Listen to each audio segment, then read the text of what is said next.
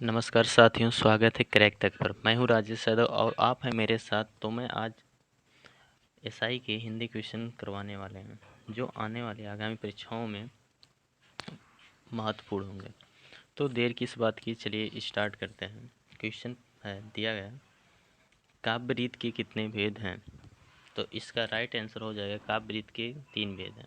अब बात करते हैं काव्य रीत के 3 भेद कौन कौन हैं। तो पहला है वैदर्भी। क्या? वैदर्भी। दूसरा है गौड़ी। दूसरा क्या है? गौड़ी। तीसरा है पांचाली। क्या? पांचाली। कभी कभी क्वेश्चन ये पूछता है, इनमें से कौन सा काव्य रीत के भेद नहीं है? जब आप इन तीनों को जानते रहेंगे तभी उसका जवाब दे पाएंगे। चलिए नेक्स्ट क्वेश्चन चलते हैं। क्वेश्चन दिया है, जल प्राण पुत्र इनमें से किस शब्द के अनेकार्थी हैं? तो इसका राइट आंसर हो जाएगा ऑप्शन सी, जल प्राण पुत्र जीवन के अनेकार्थी हैं। अब बात करते हैं रस। पूछे हम, रस के अनेकार्थी कौन कौन से हैं? रस के अनेकार्थी है सार। क्या? सार।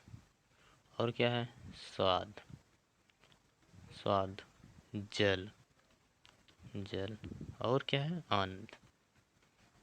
चलिए नेक्स्ट क्वेश्चन चलते हैं। नेक्स्ट क्वेश्चन दिया गया है, इनमें से नेक्स्ट क्वेश्चन है, इनमें से हार की जीत कहानी के कहानीकार कौन है? तो इसका राइट आंसर हो जाएगा ऑप्शन सी, सुदर्शन। हार की जीत के कहानीकार कौन है? सुदर्शन। इनकी अन्य कहानियाँ कौन कौन सी हैं? इनकी अन्य कहानियाँ हैं सुप्रभात। क्या? सुप्रभात। सुप्रभात। परिवर्तन। कौन? परिवर्तन। सुदर्शन सुधा। सुदर्शन सुधा। तीर्थ यात्रा। तीर्थ यात्रा। पनघट। अठन्नी का चोर इत्यादि। सुदर्शन जी की अन्य कहानियाँ इस प्रकार। चलिए नेक्स्ट क्वेश्चन है, इसमें कहा गया इनमें से सर्वनाम शब्द कौन सा है? तो इसका राइट आंसर हो जाएगा ऑप्शन डी, कौन। अब बात करें सर्वनाम।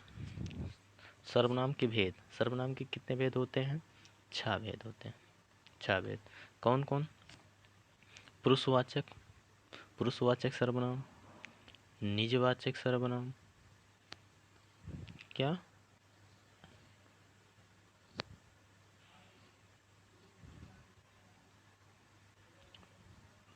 हम बात करते हैं, क्वेश्चन नंबर 4 है, इनमें से सर्वनाम शब्द कौन सा है? तो इसका राइट आंसर हो जाएगा ऑप्शन डी, कौन। अब बात करें सर्वनाम। सर्वनाम कितने भेद होते हैं? 6 भेद होते हैं। कौन कौन? पुरुषवाचक सर्वनाम। पुरुषवाचक सर्वनाम। निजवाचक सर्वनाम। निश्चयवाचक सर्वनाम। निश्चयवाचक सर्वनाम। अनिश्चयवाचक सर्वनाम। और क्या? संबंधवाचक सर्वनाम। और लास्ट प्रश्नवाचक सर्वनाम। तो अब बोले कौन कौन सा सर्वनाम है? तो प्रश्नवाचक। प्रश्नवाचक में कौन, क्या आदि आते हैं। चलिए नेक्स्ट क्वेश्चन पे चलते हैं। नेक्स्ट क्वेश्चन है, नेक्स्ट क्वेश्चन दिया गया है, विशेषण का लिंग किसके अनुसार होता है? विशेषण का लिंग किसके अनुसार हो जाता है? तो इसका राइट आंसर हो जाएगा ऑप्शन ए, विशेष के अनुसार। अब बात करते हैं विशेष किसे कहते हैं। तो विशेष किसे कहते हैं? विशेषण जिन शब्दों, चाहे वह संज्ञा हो या सर्वनाम, की विशेषता बताते हैं उन्हें विशेष कहते हैं। नेक्स्ट क्वेश्चन है, इनमें से इनमें से मधुशाला के लेखक कौन है? तो इसका राइट आंसर हो जाएगा ऑप्शन ए, हरिवंश राय बच्चन जी। हरिवंश राय बच्चन मधुशाला के लेखक हैं। इन्होंने दो चट्टानें, नीड़ का निर्माण, फिर बसेरे से दूर, मधुबाला, क्या भूलूं क्या याद करूं, शहीद की माँ, अग्निपथ, यात्रा और यात्री आदि रचनाएं की हैं। चलिए नेक्स्ट क्वेश्चन चलते हैं। नेक्स्ट क्वेश्चन दिया गया है, नेक्स्ट क्वेश्चन है,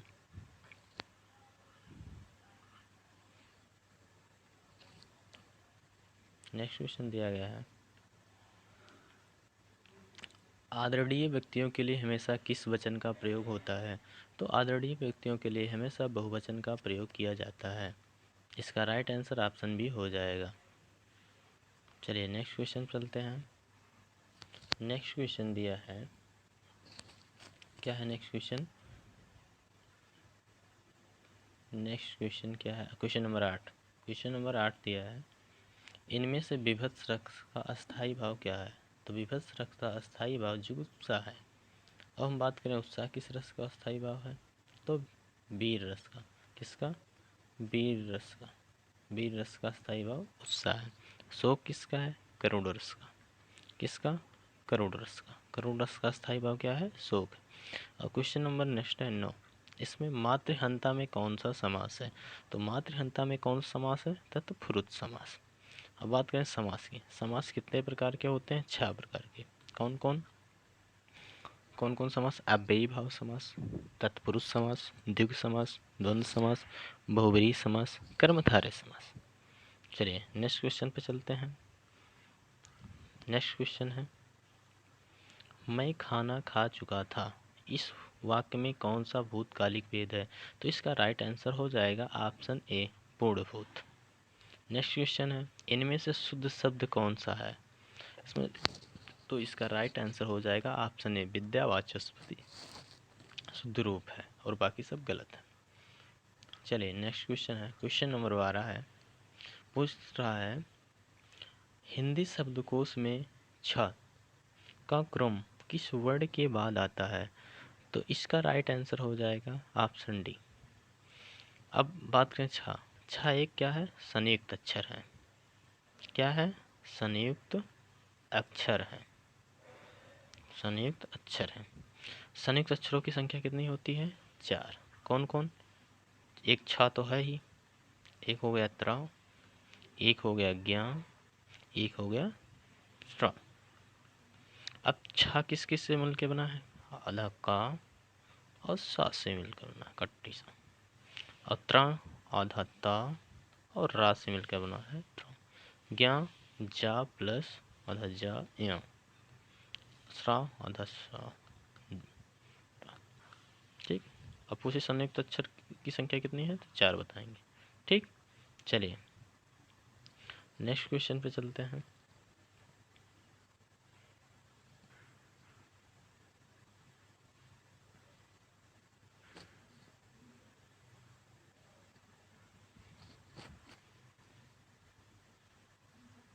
नेक्स्ट क्वेश्चन दिया गया है, शौर्सनी अपभ्रंश में विकसित भाषाओं का सही क्रम क्या है? तो इसका राइट आंसर हो जाएगा option C, Rajasthani then Gujarati. Right. Next question चलते हैं। अगला क्वेश्चन है, इनमें से धड़ाक में कौन सा प्रत्यय लगा है? तो इसमें से आग प्रत्यय लगा है। नेक्स्ट क्वेश्चन, इनमें से कौन सी भाववाचक संज्ञा क्रिया से नहीं बनी है? तो इसका राइट आंसर हो जाएगा भलाई। नेक्स्ट क्वेश्चन है, नेक्स्ट क्वेश्चन है,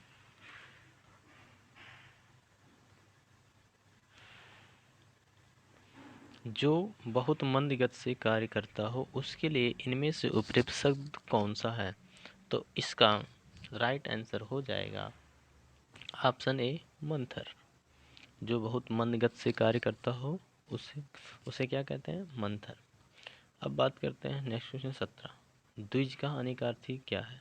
द्विज का अनिकार्थी हो जाएगा दांत, ऑप्शन बी। और फिर द्विज के अनिकार्थी और क्या क्या हो सकते हैं? द्विज मतलब अनिकार्थी पक्षी हो जाएगा। क्या हो जाएगा? पक्षी हो जाएगा। ब्राह्मण हो जाएगा। क्या हो जाएगा?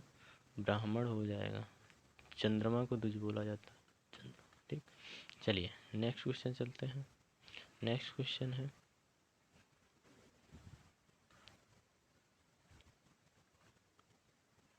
इनमें से घोटक शब्द क्या है? तो इसमें घोटक शब्द क्या है? तत्सम। इसका हम तत्सम है तो तत्भव क्या हो जाएगा? तत्भव हो जाएगा। घोटक मतलब क्या होता है? घोड़ा। चलिए नेक्स्ट क्वेश्चन है, कह रहा है, अनुच्छेद पढ़कर नीचे दिए गए प्रश्नों के उत्तर चुनिए। 19 से 21 तक हमें एक पैराग्राफ दिया गया है, उसे पढ़कर नीचे दिए गए प्रश्नों के उत्तर देने। कह रहा है अब न गहरी नींद में तुम सो सकोगे, गीत गाकर मैं जगाने आ रहा हूँ। अतल अस्ताचल तुम्हें जाने न दूंगा, अरुण उदयाचल सजाने आ रहा हूँ।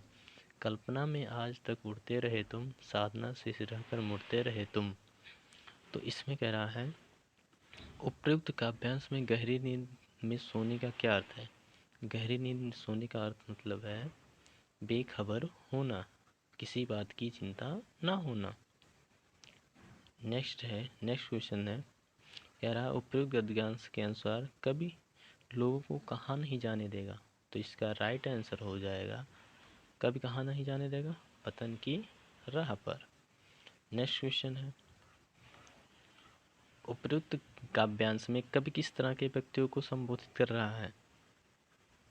किस प्रकार के व्यक्तियों के संबोधित कर रहा है, जो जीवन की कठोर वास्तविकताओं से बेखबर हैं। नेक्स्ट क्वेश्चन पूछ रहा वाच्य कितने प्रकार के होते हैं। वाच्य कितने प्रकार के होते हैं। तो वाच्य कितने प्रकार के होते हैं, तो इसका राइट आंसर हो जाएगा वाच्य 3 प्रकार के होते हैं। Option C. कौन कौन से। कृतिवाच्य,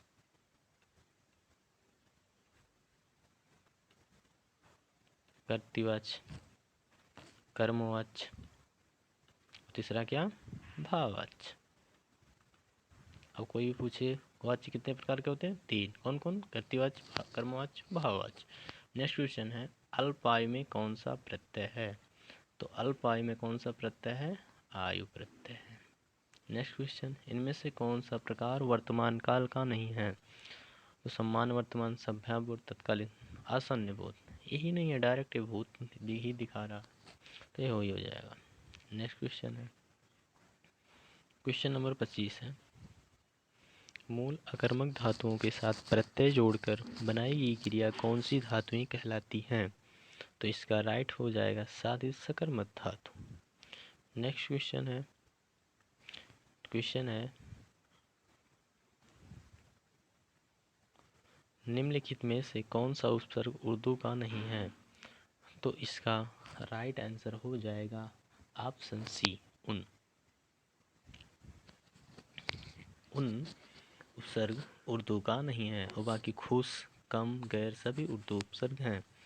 आजीवन में कौन सा समास है। तो इसका राइट आंसर हो जाएगा अभिभाव। अभिभाव के अन्य उदाहरण बताइए, जैसे कमेंट बॉक्स में आप लोग बताइए।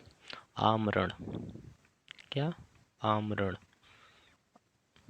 आमरण, यथा समय, यथा समय, और क्या हो जाएगा प्रतिदिन, क्या प्रतिदिन, आजीवन, भरपेट आदि अभिभाव के सम उदाहरण है। चलिए नेक्स्ट क्वेश्चन चलते हैं। क्वेश्चन नंबर 28 है इनमें से कौन सी बोली उदासीन आकार बहुला है। उदासीन आकार बहुला है। तो इसका राइट आंसर हो जाएगा ऑप्शन ए बघेली। और कौन सी उदासीन आकार बहुला है, इसके अंतर्गत कौन कौन सी बोली उदासीन आकार बहुला आती हैं। तो हो जाएगा अवधि। यदि अवधि दिया होता, यदि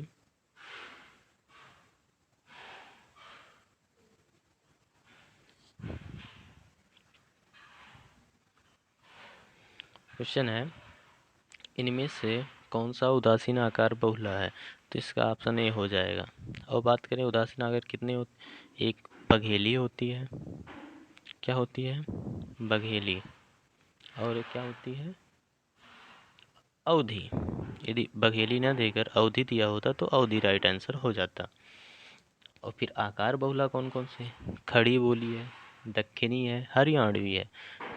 चलिए नेक्स्ट क्वेश्चन चलते हैं। इनमें से किस भाषा की मुख्य बोली विष्णुप्रिया है। विष्णुप्रिया है, तो इसका राइट आंसर क्या हो जाएगा ऑप्शन डी असमी। असमी भाषा मुख्य रूप से विष्णुप्रिया है। नेक्स्ट क्वेश्चन है इनमें से कलिकथा वाया वाईपास उपन्यास के रचनाकार कौन है। तो इसका राइट आंसर हो जाएगा ऑप्शन बी अलका श्रावगी। हल्का श्रावगी। इनकी अन्य कृतियाँ की हम बात करें तो इनकी अन्य कृतियाँ हैं शेष कादम्बरी, एक ब्रेक के बाद, कोई बात नहीं, कहानी की तलाश में आदि। चलिए नेक्स्ट क्वेश्चन चलते हैं।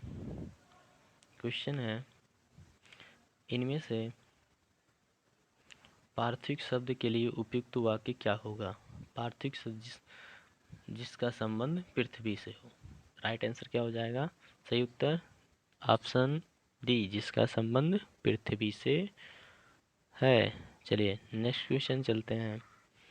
अभी तक जिन लोगों ने चैनल को सब्सक्राइब नहीं किया है डी स्टूडेंट, आप लोग चैनल को सब्सक्राइब करके बेल आइकन को दबाना ना भूलें।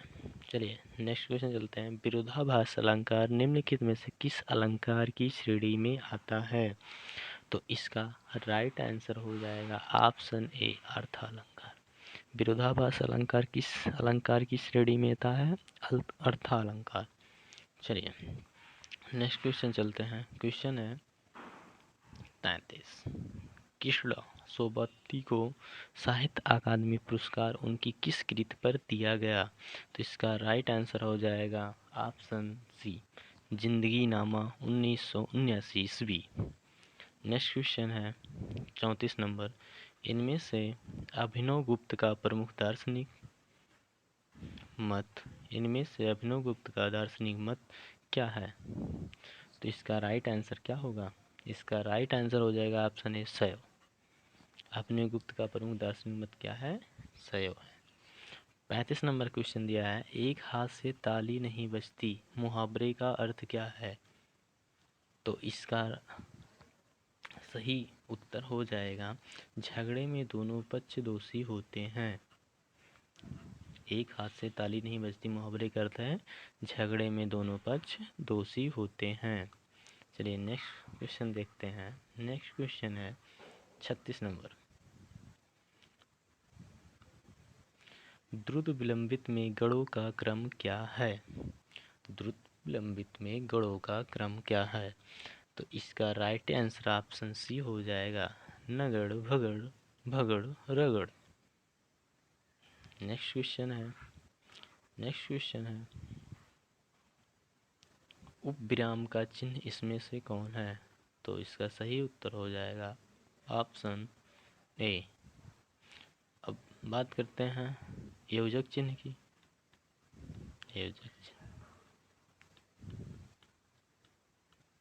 योजक चिन्ह और विवरण चिन्ह वही पूछ रहे, विवरण चिन्ह कौन है? विवरण चिन्ह का नेक्स्ट क्वेश्चन 38। इनमें से कौन सा शब्द आकाश का पर्यायवाची है? तो इसका राइट आंसर हो जाएगा व्योम। व्योम आकाश का पर्यायवाची है। और आकाश के कौन कौन से पर्यायवाची हैं? और आकाश के कौन कौन से पर्यायवाची हैं? व्योम हो गया, गगन हो गया, क्या गगन हो गया, अभ्र हो गया, अभ्र हो गया, अंबर हो गया, अंबर हो गया, नभ हो गया, अंतरिक्ष हो गया, आसमान हो गया, अनंत हो गया आदि। अब पूछे धरा। धरा भू, भू भूमि, क्या भू भूमि, और धरती, धरती वसुधा, वसुधा वसुंधरा, वसुंधरा इरा आदि, इला आदि। और तम का हो जाएगा, तम का तिमिर, अंधेरा, अंधकार आदि। चलिए नेक्स्ट क्वेश्चन चलते हैं डियर स्टूडेंट। नेक्स्ट क्वेश्चन है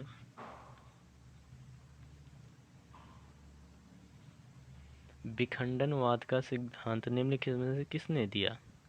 तो इसका राइट आंसर हो जाएगा ऑप्शन डी, देरिदा ने। विखंडनवाद का सिद्धांत देरिदा ने दिया। लास्ट क्वेश्चन है इस सेशन का, इनमें से कौन सा शब्द सरल का विलोम है? तो सरल का विलोम क्या हो जाएगा? ऑप्शन सी, जटिल। जटिल का विलोम सरल, सरल का विलोम जटिल। अब बात करें वक्र का विलोम क्या हो जाएगा? वक्र का विलोम ऋज हो जाएगा। घुमावदार का विलोम क्या हो जाएगा? घुमावदार का विलोम सीधा हो जाएगा। तो ये थे आज के 40 क्वेश्चन। आप लोग बताइएगा 40 में से कितने क्वेश्चन सही किए हैं कमेंट में। अभी तक जिन लोगों ने चैनल को सब्सक्राइब नहीं किया है, चैनल को सब्सक्राइब कर बेल आइकन को दबाना ना भूलें। धन्यवाद।